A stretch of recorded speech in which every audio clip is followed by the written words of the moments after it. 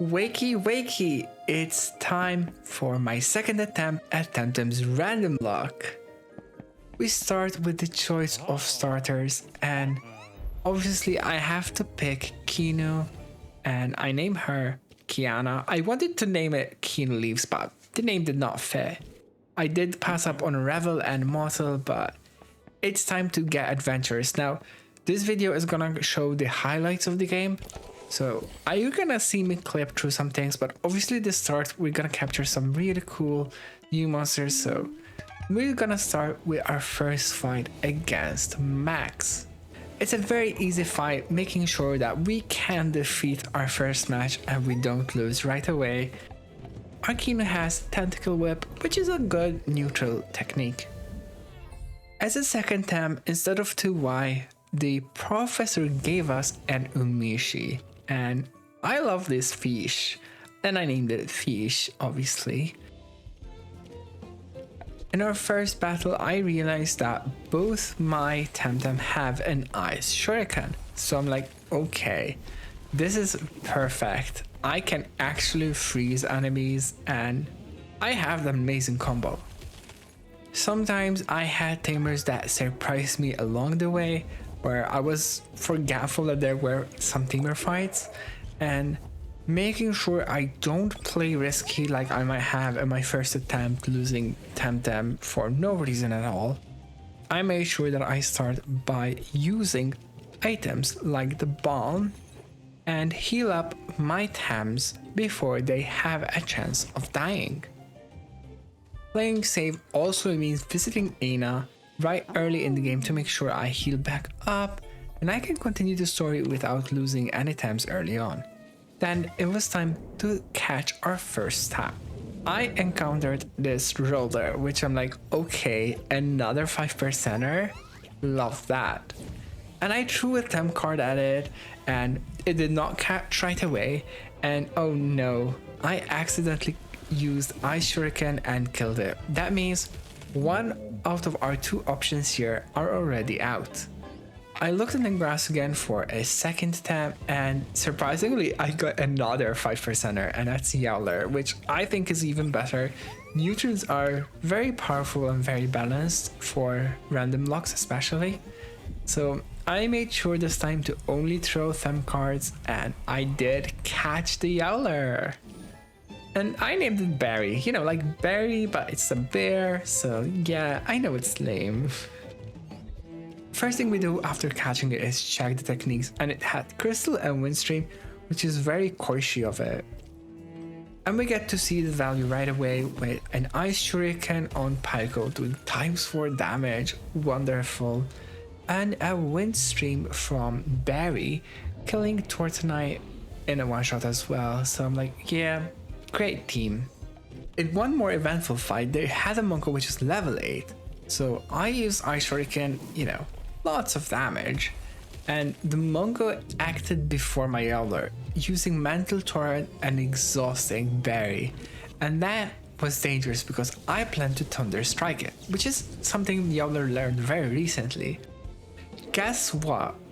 Monko died, but Barry survives with just 1 HP. That was close. I was panicking. But luckily we made it to the Temporium where we can heal and continue our adventure. I managed to find my way to Brisaldenmar, and then I headed north where we can catch even more Tems. The first wild Tem is a 2Y, another 5%er. I mean, am I lucky or what? I mean, 2Y is a bit iffy because I can't evolve it until at least the third island, so maybe keeping it in the back, but it's still a good Tem. And obviously we have the Tem Essence file which we can use to heal up our Tems, and yes, Grumvel. Grumvel is one of my absolute favorites. I caught it, named it Gorami. It's time to continue our journey and level up our new Tems a bit. So I use Crystal Dust on Hocus and it barely survives. And then Typho used Spores. And Grammy activates energy reserves. So I'm like, yay, Grammy, grow big, grow strong, use perfect jab. But guess what? Hocus said, I also have a nature technique. Die, Grammy, die. So Grammy is our first actual loss of this random lock run, and I'm very sad about that. Berry continues to go into the Koi's journey and learns Water Stream, whilst Kiana learns Harmful Lick. So I'm very happy with these techniques. They're very good, and I think they're gonna help me throughout the game. Shortly after, we passed through Arissola and had to Gifted Bridges, which is again a new area, so that means we're gonna get some new Temtem. And the first one is another cutie Droplet. I mean, it's not cute as Grumpy, but it's still a cute Temtem. And I'm gonna name it Wiggle Wiggle Wiggle. And shortly after, I catch Ants, a Shellite. Wiggle has Rage, Toxic Stream, Fiery Ballad, which is a new move that I'd never seen before. Ants has Crystal Plume, Crystal Torrent, so I kind of like the techniques that they have. And finally, I have a team of 6. It's time to level up a bit some of our Tems, the new ones, while keeping Kiana at the front with Protector buff. We have Slowdown, let's use the synergy. But something I did not realize is that Ants is lower than the enemy Grumper, and that means I let my Kiana die. Yeah, it all happened all of a sudden. So switching back Berry in front, and I was starting to level up Birdo. Here we see Telekinetic Shrapnel do ×4 damage on Venmat, so I'm like, yeah, okay, this duo got this. So shortly after, in the same Gifted Bridges, we see Berry use Thunder Strike on this Tutsu, and guess what, there's another Venmat, so we're gonna use Telekinetic Shrapnel because we know that's strong. But Venmet survives because it has Perrier and Tutsu's tag team. And Tutsu revenges with a Sparkling Bullet and Venmet with an Aqua Bullet Hell. And Birdo is gone, just like that. That is a mistake I've done for not doubling up on this same Tem. In the same fight, which gone for a bit of time, I was running quite low, so I tried to use Tonic Plus Plus on Fish while using Fire Ballad on Lowali, taking it down very hugely. But Bun Bun had a Nature Torrent attack, so Wiggle takes 4 times damage, and I think even if it had good health, it was gonna die anyway. 2 losses in just 1 match. I make it to the next healing station, and honestly, I'm a little worried because just down to 3 Tem already.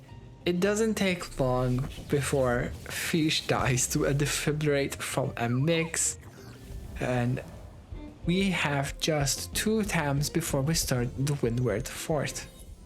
Windward Fort means an opportunity to gain back 2 Tems and build up our team again. First is Masquerade, a Paharak, which is a strong wind Tem. Before I got my other Tem, I got a great neutral technique, Major Slash. So Berry now has something that is strong, that has stab, and I gotta make sure I heal up my team and stay safe.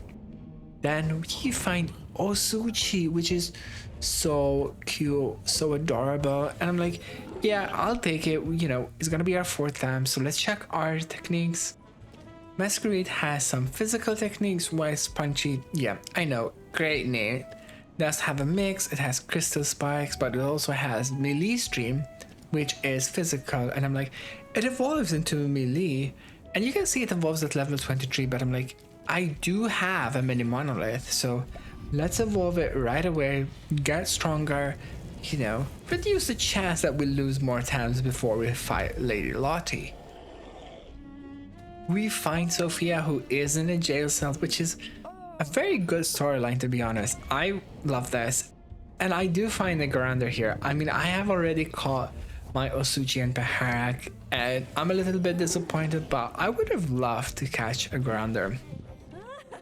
We safely reached the top, and before we fight Lady Lottie, we gotta defeat some Belsotos. They do start with a Baboon and Gapire, while I have Berry and Punchy. Now, if we look at their levels, they are level 15. I am higher level even on Punchy, which is a newer Tem in my team, and my Berry can one-shot the Capire, so I felt quite safe here. I'm healing Punchy, for example. The Raise does have energy manipulation, which would have been scarier as well if I used an attack. Luckily I did not. Instead, I used a Tsunami from Punchy, clearing Raise out and keeping Baboon very low. Without the break in between, we had to fight Lady Lottie. Now, Lady Lottie started with a Brockork and Lowali, where I started again with the same duo, obviously because we don't have time to swap. I did try to keep my team a bit healed up to be safe, so we started this fight fairly even. Lowali is quite strong in the sense it's not taking much damage, it's level 18. My team was starting to get low in health, so I was considering swapping, but instead opting to use Bomb to keep ants safe and healthy. However, Lowali uses DNA extraction, which means it attacks before the bomb goes off. And Lady Lottie manages to knock off one of my Tems out. Shortly after, Lady Lottie switches out to a Iron Neck, and I use Major Slash, taking a huge chunk of its damage, and Chowlant instead just uses Abyssal Maw on Punchy, and yeah, that means Punchy is out because Abyssal Maw executes people with very low health. That means we're just back to 2 Tems in our team. I restore Masquerade's health with bombs so many times, and I use Restore actually to store up Berry's stamina because we know it by now. Berry is our true carry of the game. Turnic does use a Toxic Plume, applying poison, so it was starting to get a little dicey. I used a lot of bombs. I was down to very few, but I did knock out Tyranneck, I did knock out Inky, and eventually it was just 2 versus 1 Showland, and Lady Lottie has been defeated. Apart from getting the key, I got 5 tonic pluses, talisman, and as well either pluses, so that was good. We stocked up a bit, so I felt a bit safer, and I gave the umbrella to Berry because I forgot to equip it earlier. On my way down to rescue Sophia, I did encounter a single Tem tamer that I must have skipped accidentally, and Pajaro here, level 19, which is, you know, solo Tems tend to have higher level, and I started doubling up, you know, with embers, burning it, and it had Electro Punch, and Masquerade barely survives. I'm like, oh boy, that was stressful. So let's do our best, let's attack it again, but we're gonna heal up our Masquerade with one of the 2 bombs we have left. So we Crystal Stream Pajaro, knowing that it won't kill it, and it used Electro Punch again. Masquerade is down. That's family, man. And we are just down to back 1 Tem. We cannot get any more Tems. We've caught all the 2 Tems from all the areas, and the next step is to defeat the dojo and get the surfboard before we reach any new areas. So after buying bombs and tonics, I head to the dojo.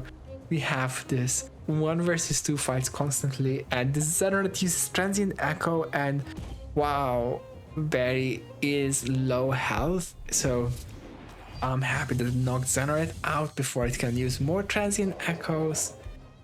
I made sure I use these tonics to heal up both in stamina and HP to be able to take out these dojo battles.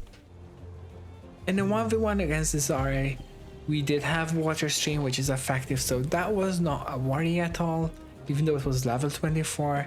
And I got to learn Stampede, which apart from being a strong neutral technique, it attacks both the enemy Tems.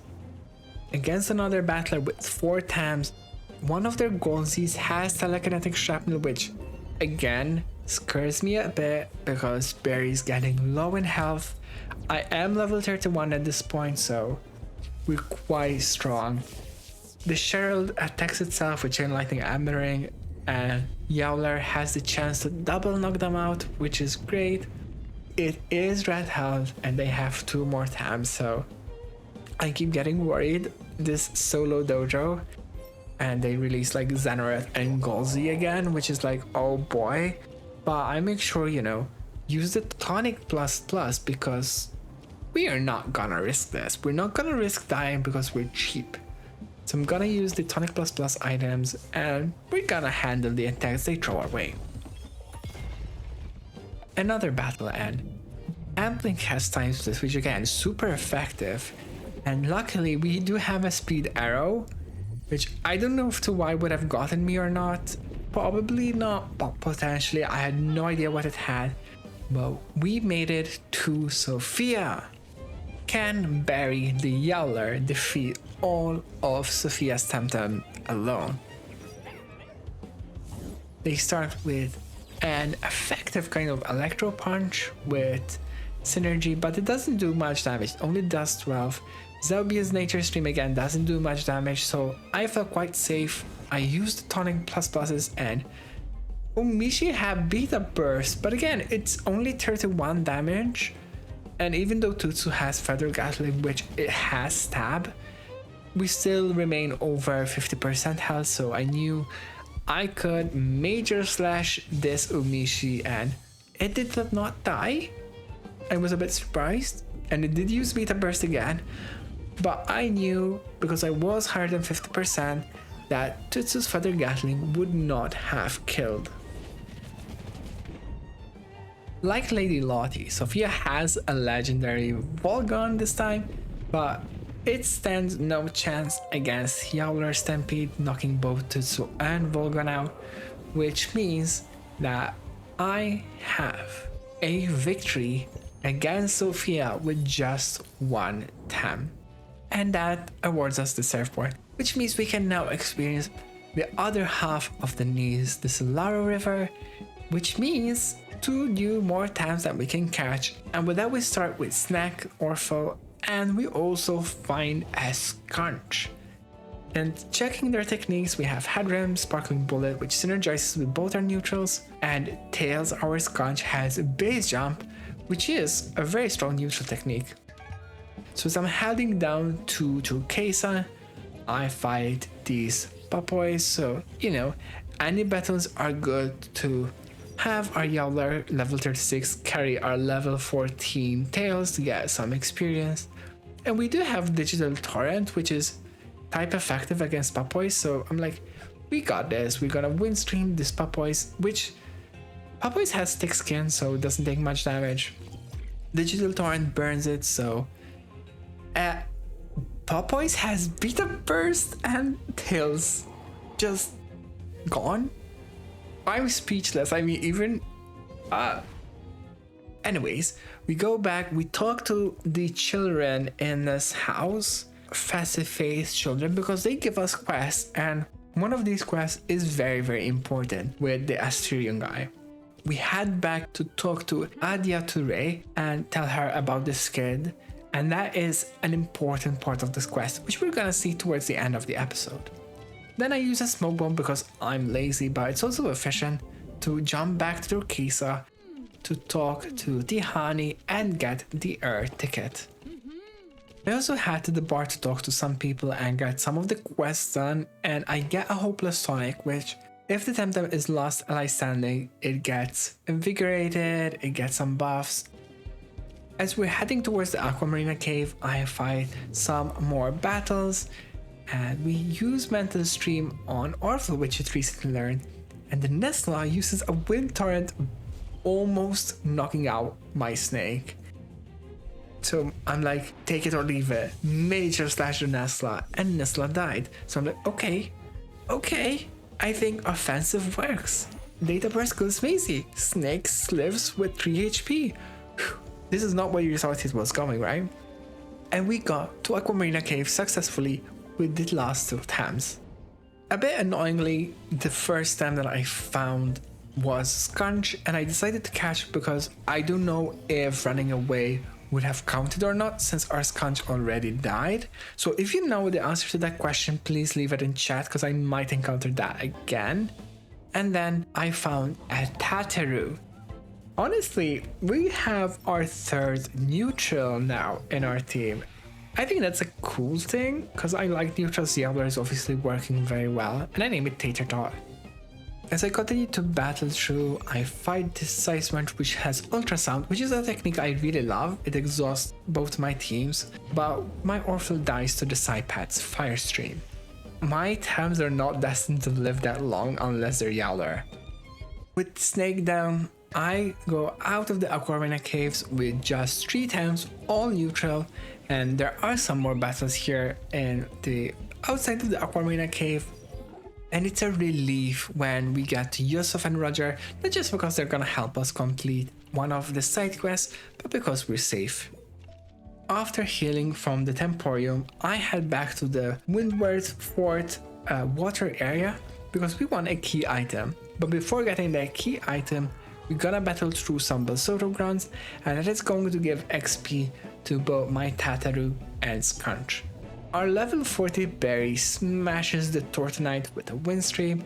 We're quite strong here, even Sconch taking harmful microwaves kind of safely, and it levels up and learns Savage Suplex, which is the technique it usually learns as well, and it's strong neutral, so I'm like, okay, the stars are aligning back, we have a strong neutral team, and the Belsotos ground stand no chance as we reach the key item, the Coward's Cloak. With the island almost complete, it's time to head to the airship where Max challenges us for a battle. Now, Max has a Taifu and Zadar, tend to be a bit more tanky, similar to the toxic Tems, so they don't tend to have strong offensive techniques, and they're also level 18, so at this point my team is quite strong. Yowler can one-shot Zadar, it can one-shot some other Tems as well, and even Sconch, you know, Chain's Head, quite effective, deals half them, and we finish the fight knocking Grumper in a one-shot. And with that, our team is starting to look safe again. Max is down and we can now head to the airship. But before we end the episode, there is a key component that we mentioned before, which is the side quest with Asterion. We're gonna talk to it and we're gonna tell him to save the money. And he gives me, instead of a Puki, a Biku. Now you can see a lot of green stats that is coded in the game, so you're gonna get a strong time here, and I'm very happy with Biku. I love Babawa, and it has heavy blow, it has humiliating slap, it has turbine, which I think they're all okay physical techniques. It also starts with some good training values for HP and stamina. I head to my backpack and give it a mini monolith to level it right away. Again, we want a power spike. I mean, it's not gonna be super powerful, but it's gonna be tankier, it's gonna be safer. And because it is level 15, we're gonna give it the item that we just received, which is the Coward's Cloak. That means we can level it safely by keeping it in the bag. That Babawa concludes our Deniz chapter as we head to land for Omninesia. I see you next time. Bye bye.